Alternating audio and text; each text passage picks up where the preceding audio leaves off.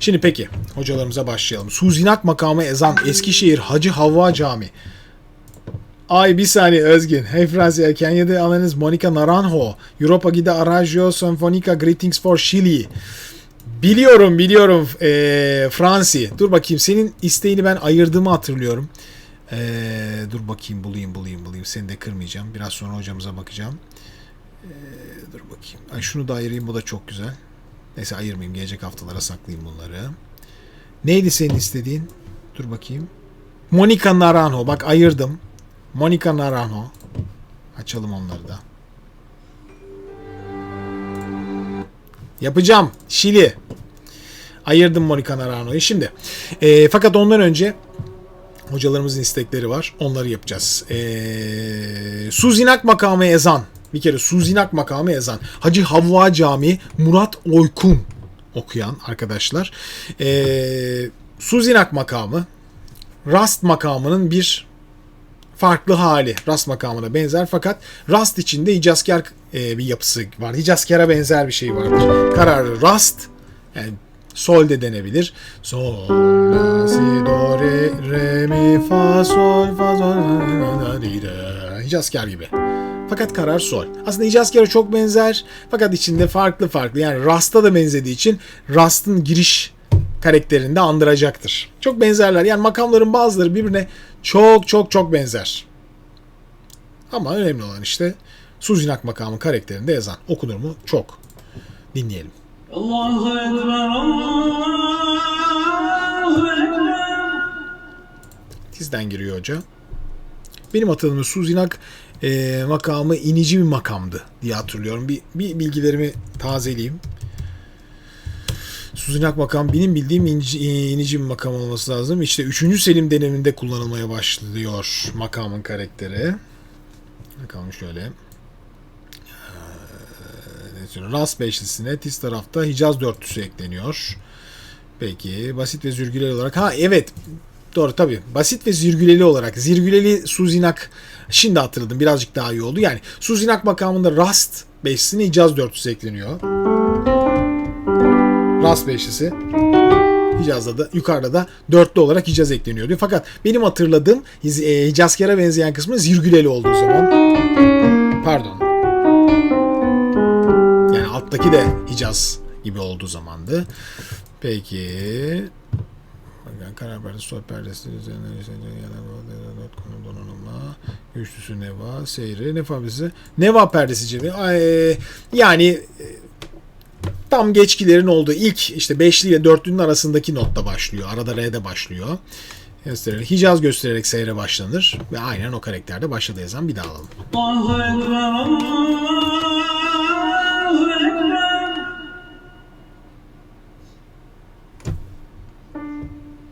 Allahu Ekber,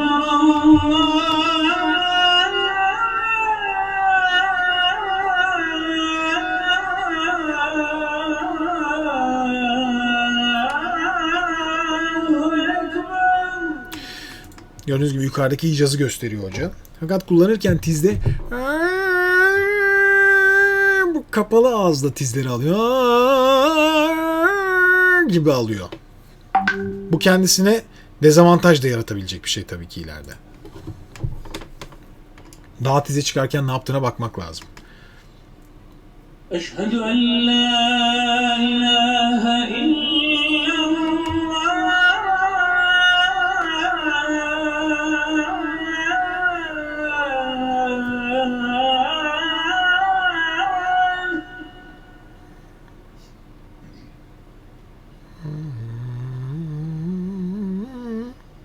Peste.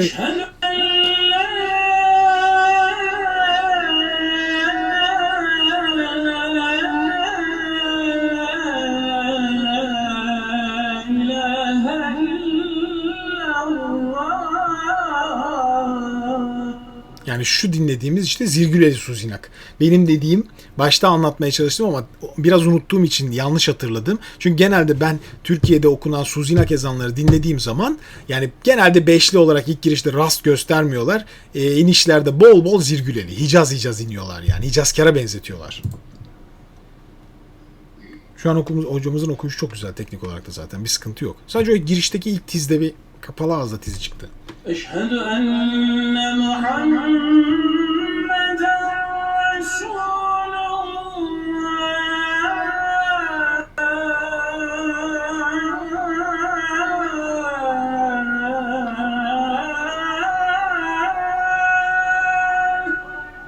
Gördünüz mü? Tizler gibi hafif kapalı çıkıyor.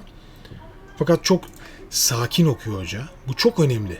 Genelde zaten usta okuyucuların veya iyi okuyucuların, tecrübeli okuyucuların hepsinde görürsünüz. Alelacele bir şey bitirme değil. Ağır ağır, sakin sakin, nefesi ve vücudu iyi kontrol ederek okuma oluyor. Bu hızlı okumalar okuyucuyu bozar. Dinleyiciyi de bozar. Özellikle bu dini bir okumaysa, dini anlamı olan bir okumaysa o huzuru taşıması gerekiyor. Bu da genel dinginlikle oluyor açıkçası. Benim gözlemlediğim bu. Eşhedü enne Muhammeden Resulullah.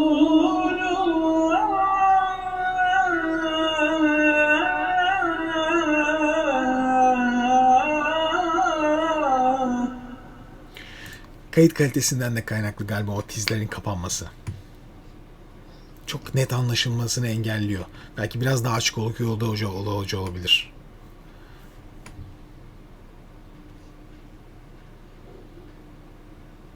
Hayya ale's-salâh.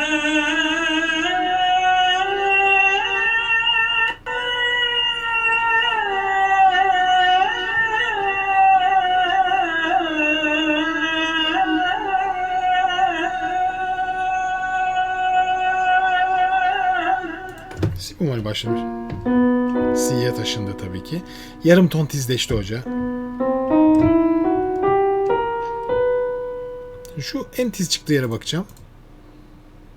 Hayya ale's-salâh.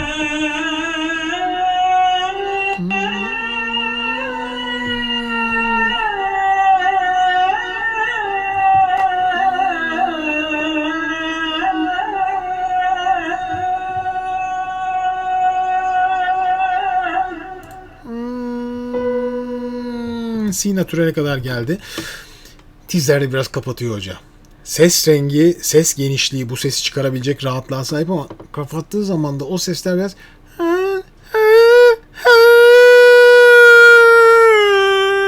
aslında okuyucuyu biraz zorlayacak şekilde geldiğini söyleyebilirim. Biraz daha rahat bırakabilir.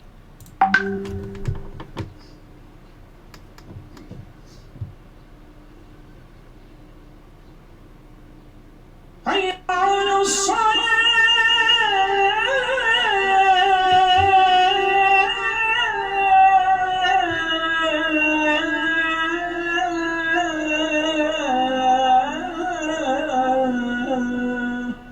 Şimdi oradaki o la si do re bemol alarak inme tam Hicazkar karakteri. Zaten Suzinak makamının içindeki bu yapıyı aslında Suzinak olmuyor bence. Bu Hicazkar makamına benziyor daha çok. Daha çok Hicazkar'a benziyor. O numaralar çünkü o geçiş noktaları pek Suzinak'ta olan şeyler değil. Suzinak eserlerin çoğunu incelediğiniz zaman bunu görürsünüz ama işte bunlar biraz birbirine girmiş. Bu hocamızın bilgisi veya bilgisizliğe ilgili bir durum değil. Genel olarak birbirine girmiş bir konu bu. Yani Hicazkar ve Suzinak o kadar Zilgül Suzinak iç içe ki kulakta hep böyle kala kala bu yerleşmeye başlamış. Gittikçe de yerleşmeye başlıyor. Şu duyduğum şey aslında Suzinak gibi gözüküyor ama Hicazkar hareketlerini bol bol duyuyor.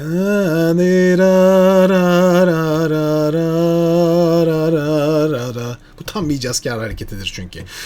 Hocamızın tizi her çıktığında sesinde hafif bir kısıklık oluşuyor. O da o sesleri bu şekilde almaktan. Geniş bir ses ama kendi kendini sıkıyor aslında, kapatıyor. Hayya alel-felâh.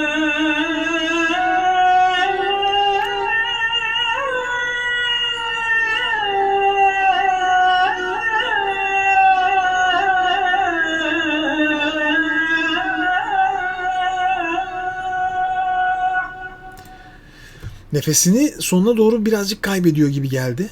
Birazcık da belki zorlanmasının sebebi o olabilir. Çıktığı not bu çok rahat, temiz bir şekilde geldi en tepeye kadar. Parıl parıl parladı sesler. Fakat dönerken sanki böyle nefesi bitiyor hissi yarattı. Çok önemli. Özellikle ezan, yani dini musikiyle ilgileniyorsanız nefesinizin çok çok iyi durumda olması gerekiyor her bakımdan.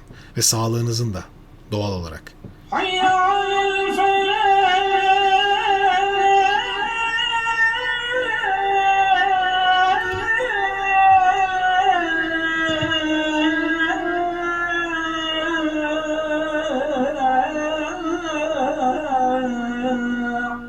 Sonunda nefesi bitiyor canım.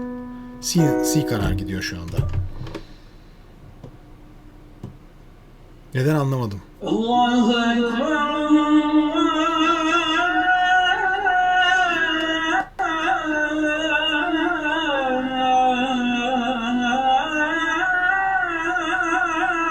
الله أكبر.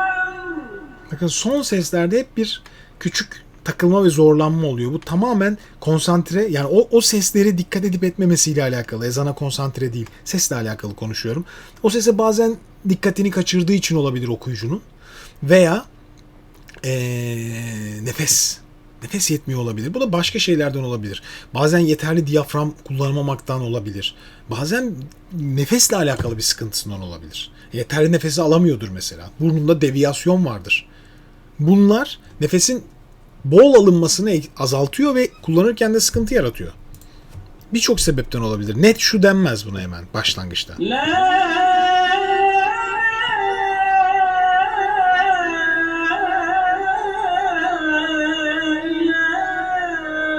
إله إلا الله.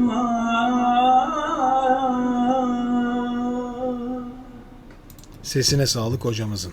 Peki şimdi